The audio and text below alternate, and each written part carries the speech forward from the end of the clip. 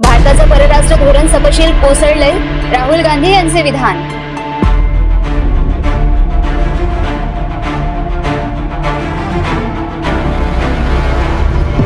लोकसभेतील विरोधी पक्षनेते राहुल गांधी यांनी मोदी सरकारवरील टीकेच्या भडीमाराचे आणि परराष्ट्र मंत्री एस जयशंकर यांच्यावरील प्रश्नांच्या सरबत्तीचे सत्र कायम ठेवले आहे. भारताचे परराष्ट्र धोरण सपशील कोसळले असल्याचा शाब्दिक हल्लाबोल त्यांनी शुक्रवारी केला. मोदी सरकारला परराष्ट्र धोरणावरून लक्ष करत राहुल यांनी सोशल मीडियावरून जयशंकर यांना 3 प्रश्न विचारले. भारताची समान तुलना पाकिस्तानशी का केली जात आहे? पाकिस्तानचा निषेध करण्यासाठी एकाही देशाने आपल्याला पाठिंबा का दिला नाही? अमेरिकेचे अध्यक्ष डोनाल्ड ट्रम्प यांना भारत आणि पाकिस्तानमध्ये मध्यस्थी करण्यास कोणी सांगितले, असे सवाल त्यांनी केले.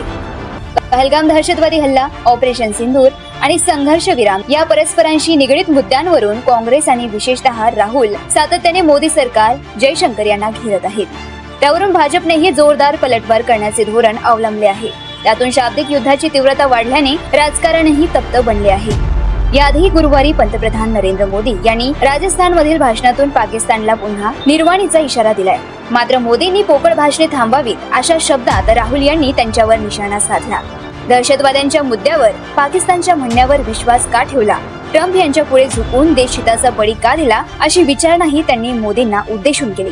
त्याशिवाय जयशंकर यांचीही कोंडी करण्यासाठी राहुल मागील काही दिवसांपासून विविध प्रश्न विचारत आहेत. जर तुम्ही अजूनही YouTube चॅनलला सबस्क्राईब केलं नसेल तर ते लगेच सबस्क्राईब करा.